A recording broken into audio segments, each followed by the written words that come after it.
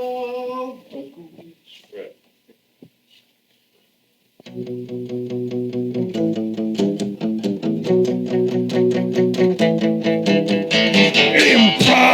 is a dirty scene. Improv is a dirty scene. You take for it security out of your mind and you share them with me when we improv. Improv. Welcome to the short round. Welcome to the short round.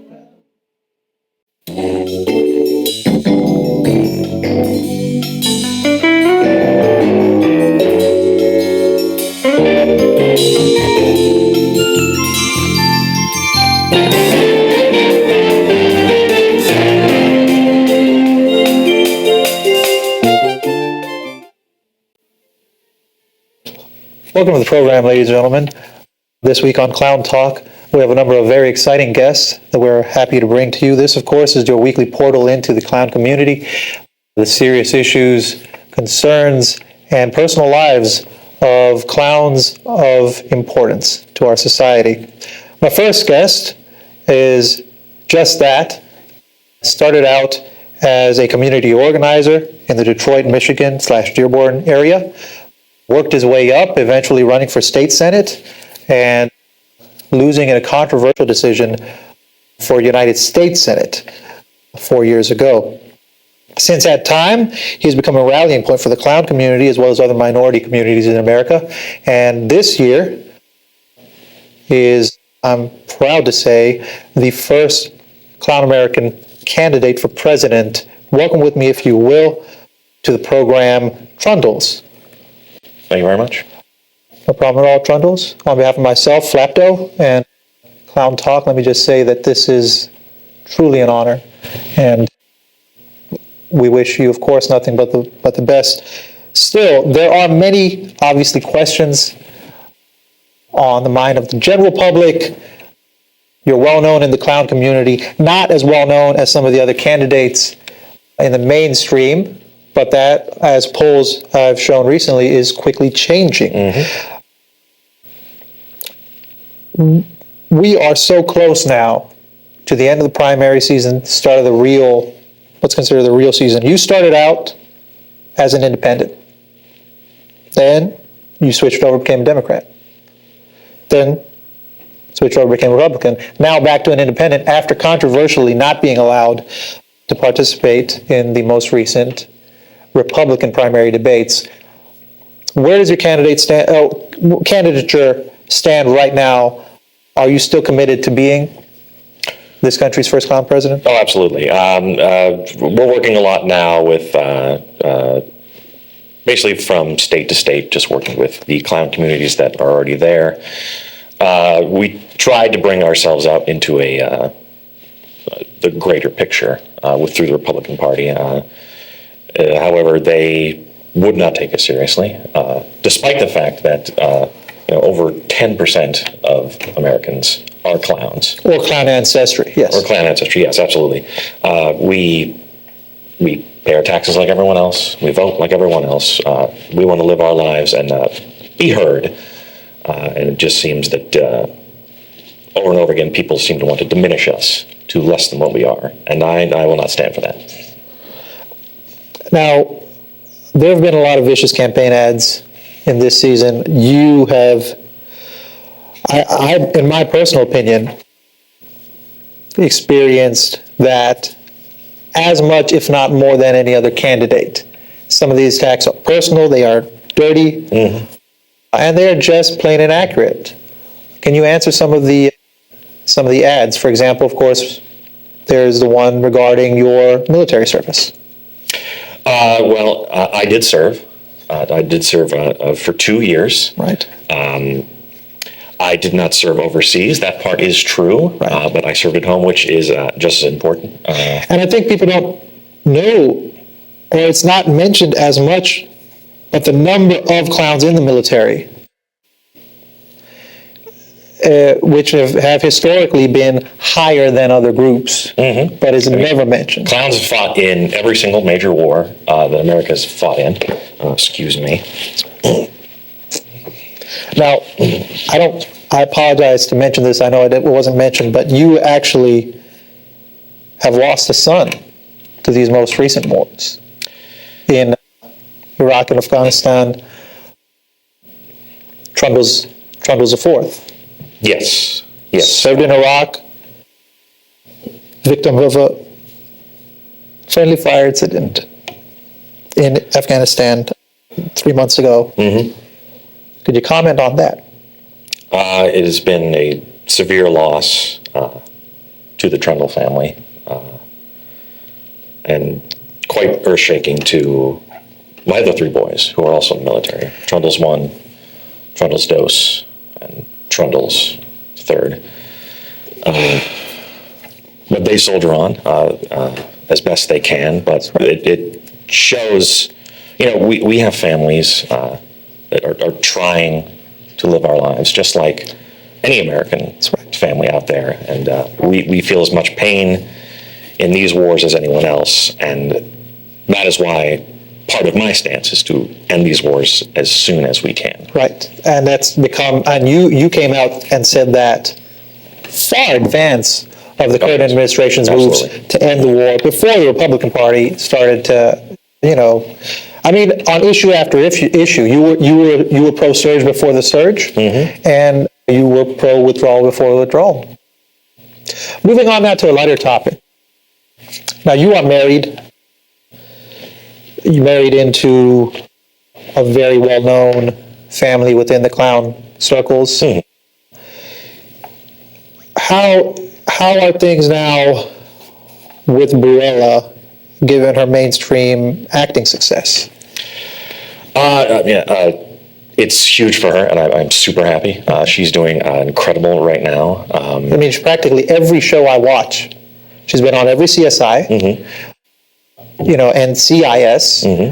Basically, she's the go-to clown for police procedurals and forensic shows right now. It's amazing. She's an amazing, strong woman, and I think that comes through, through the makeup, as they say. Is she the face of clowns in the 21st century? Yes, as many magazines? I would say so, and not just the face of women clowns. I think she's the face of clowns in the 21st century.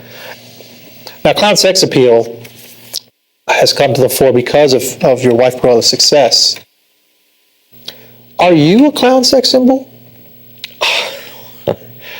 I don't know if I should comment on a thing like that. My wife seems to think I am. But right. Well, that's all the time we have for this segment. We're going to go to a commercial break. We'll be right back, though, with more clown talk.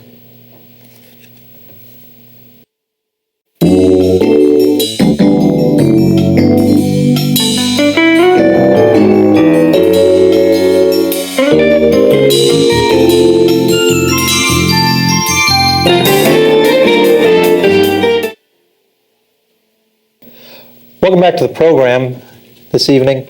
I want to thank Senator Trundles for joining us, taking time out from his busy schedule. He did have to go. He had a family situation arise. We do wish him the best of luck with his continuing campaign, and we will, of course, keep you, our audience, up to date on that and the state of clowns in general in society.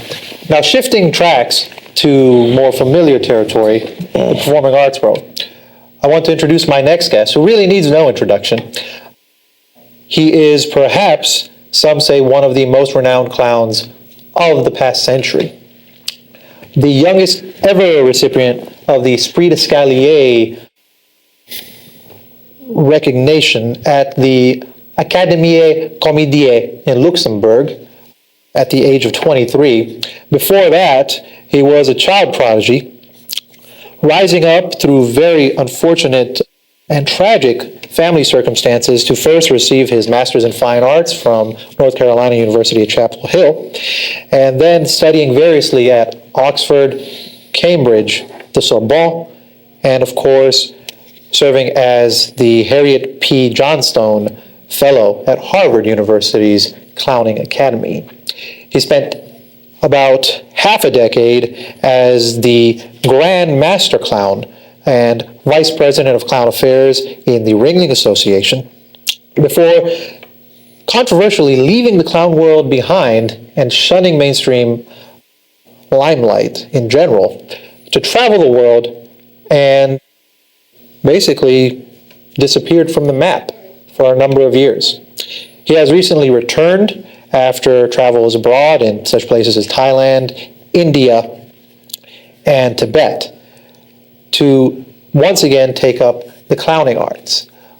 Here today to discuss with us his travels, his struggles, and his triumphs, and also what the future holds for him, I want to welcome Ziplap, the clown.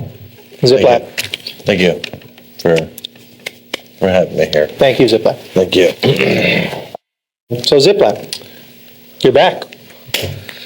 It would appear so. Yeah, I am back. I just want to say I'm a little distracted by these figures here.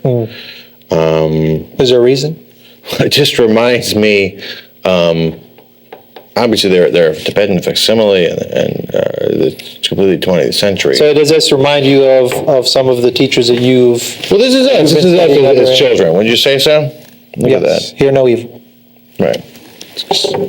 Now, they say that Dalai Lama himself was one of your teachers in these past 5 years. Is that true? Right. People speak for themselves. I don't speak for people. People speak for themselves. I'm a traveler, and I've gone different places, and I move. Right. I think that's something that we can all identify with as clowns, that it's about movement. Right. And it's about taking that movement and being surprised. And sort of thinking about the movement after the movement happens. Right. And that actually changes things. Now, speaking about change, you've gone through a lot over the course of your life. People view you sometimes as a provocateur, both in terms of your talks and your lectures, and also your personal life. Now, when your partner of 12 years chose to end her life in the middle of that performance at the top of the Empire State Building in 2004, you said that you would never clown again. You said, that's it. I clown for me now. Right. Because that's how important Jingles was to you. I couldn't. I'm going to say something here, and I think this applies to a lot of traumatic events in people's lives. And I don't mean to be cliche. No, it's fine. You lived it. I mean, you grew up on the streets. The phrase of the world's a stage. These moments, and I'm going to characterize my statements at that point as a bit of dramatise. The idea of absolutism is really foreign to my character, but at that point I wanted to close up. And I think it's no surprise to a lot of people out there that have lost people, that have gone through, 1 in 2 men will be stricken with cancer. That's statistical evidence. So we're all going to go through a lot of loss. There are going to be people at these times in your lives that act out, and say things with an air of absolutism, or say things candidly. We can't put too much weight upon that. Right. Even our own statements sometimes that are the heaviest become air thin in hindsight. I think that's well said. So when I said I would never clown again, that was well, many many viewed it as you rejecting your ethnicity. It was a powerful performance that was given that day. Definitely. I think it was an important performance. I think it makes us think about performance. And who we are with performance. Who we are as performers and as clowns. Viewers of that. And that relationship. Right. So, my guest is Ziplap. We will continue this conversation. We're going to take a very brief break right now. I want to thank you for sharing such a very, very personal and heart-rending moment. Can we get some water? We'll be right back with more Clown Talk after this very brief break. Thanks, Jamil.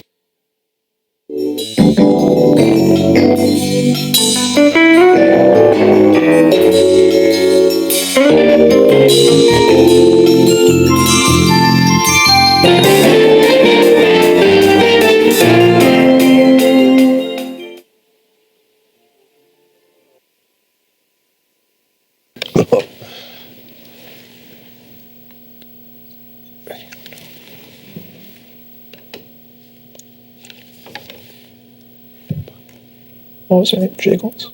What did you say her name was? I don't remember. I forgot. Welcome back to Clown Talk. We want to once again thank Ziplap for sharing such a painful moment of his life. We also had planned tonight on Clown Talk a special segment which we're going to share with you right now in memoriam, because one issue that is not often discussed or has light shed upon it is the tragic side of clowning. There's a dark underbelly to the work we do, and that side has consequences that are often not given any credence or attention in the mainstream. Subsequently, people don't know about the clowns that we lose. Tonight on Clown Talk, we will present this special montage in memoriam of all the clowns that we've lost this past year. A number of these clowns, as you know, were the victims of ending their own lives or other tragic fates, as are often met by clowns. So share with us, if you will, this moment of silence as we celebrate the lives of those who are no longer with us on Clown Talk. Chuckles?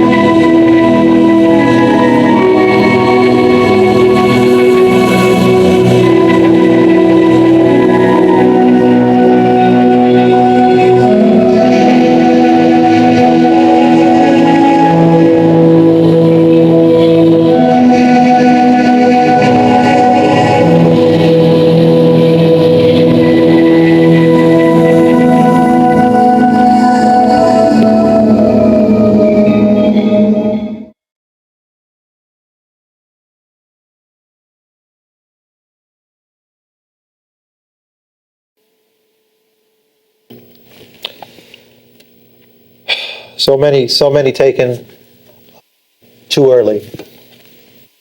In their honor, we all continue, and we want to express our deepest sympathies to their families. That said, clowning is a celebration of life, and we have with us one of the most thrivingly alive clowns, Ziplap. Ziplap, I wanted to get back into this discussion that we were having about your roots. Now, you started clowning, not many people know this, but you actually started clowning in prison as a teenager incarcerated for manslaughter in the second degree. Is that not true? That's true. Later exonerated, of course. But you did spend 2 years in jail, which is where you started clowning. That's true. What can you tell us about that time in your life and about the origins of your clown? Right. Well, I mean, it's not a secret that you had flirtations with black nationalism in jail. Well, clowning for me was always political, was always sexual. Right. I mean, and you don't get more political and more sexual than in prison. Right. So, Especially in prison for me, in Detroit in the early 70s. it was only natural to get into clowning in prison. Well, while other prisoners were spending time studying law in the prison library, you were taken under the wing of a mentor. Famously, Condi. Right.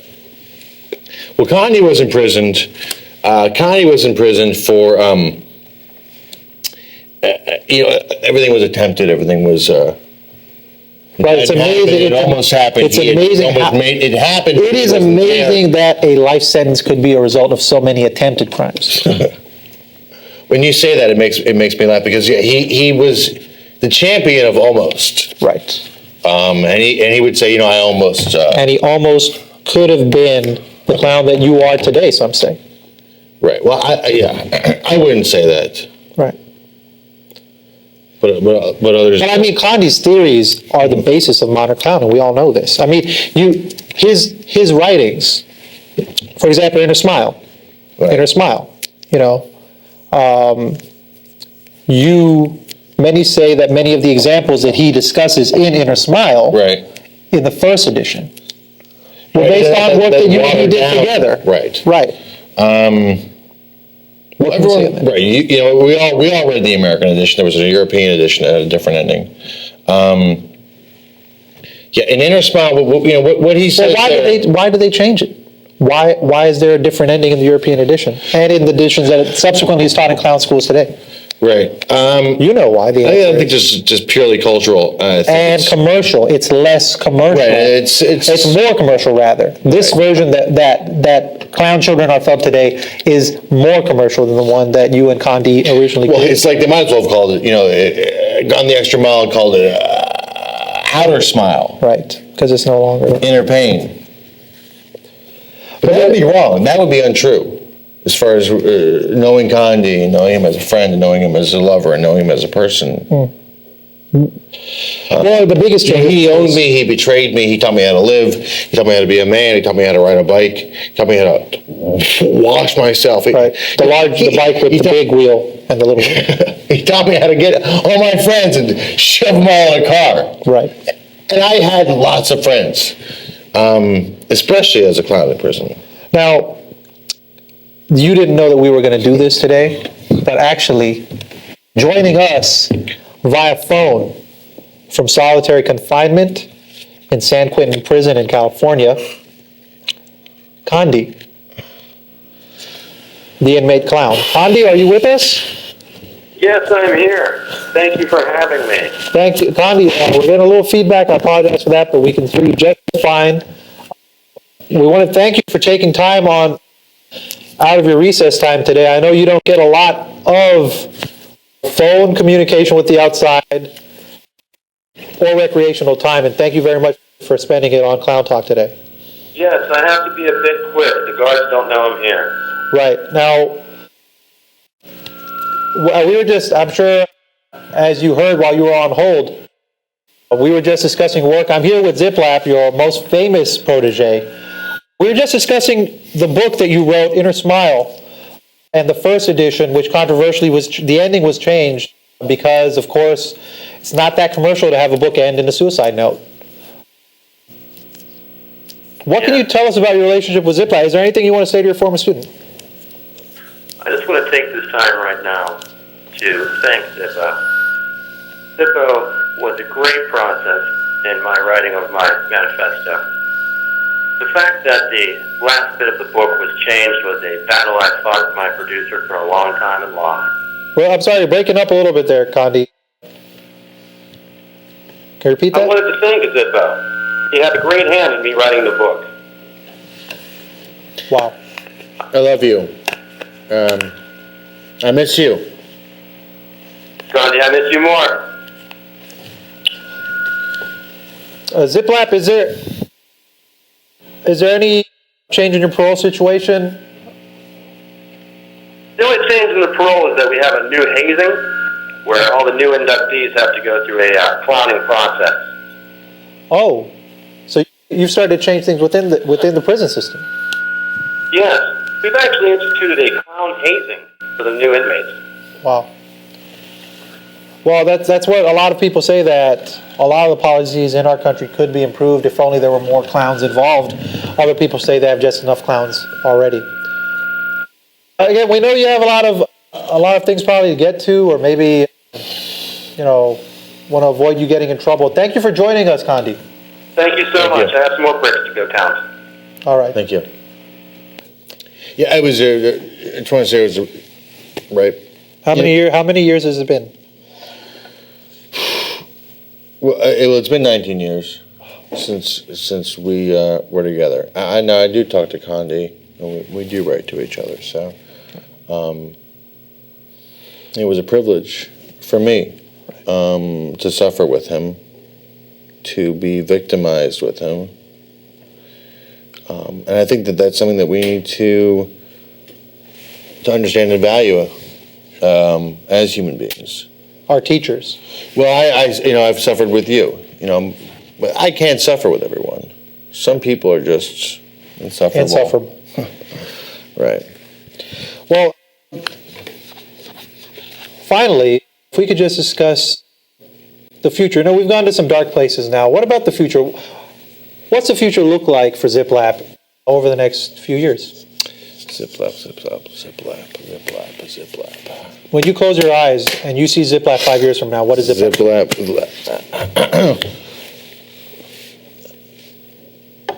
I think there's going to be a period of activity coming up, and I feel a lot of energy, and I'm not sure where to put that. Any projects you can talk about? Any projects you can talk about? I don't. At this time, I don't want to take that. They say Scorsese. Right. I hear that name a lot when ZipLap is mentioned. The life of a clown. Right. That's what I'm hearing a lot of. The life of a clown. Right.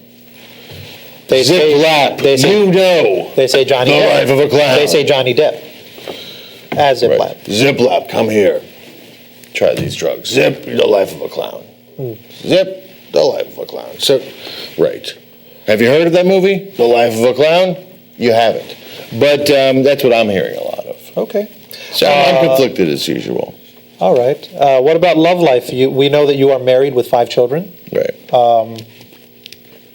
Everything well? It's fine. It's almost meaningless to me. But the people that I know, the people that I support, and that's about it. Yeah. Enigmatic as ever. Thank you very much, ZipLap, for joining us. Thank you. Thank you, sir. Thank you. Look forward to your next visit. I'm sure more adventures to come. That's been Clown Talk for this evening. We want to thank you for joining us at home.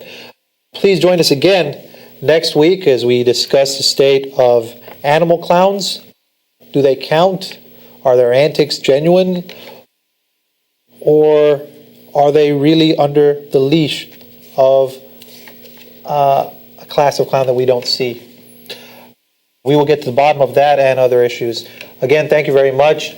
This has been Clown Talk.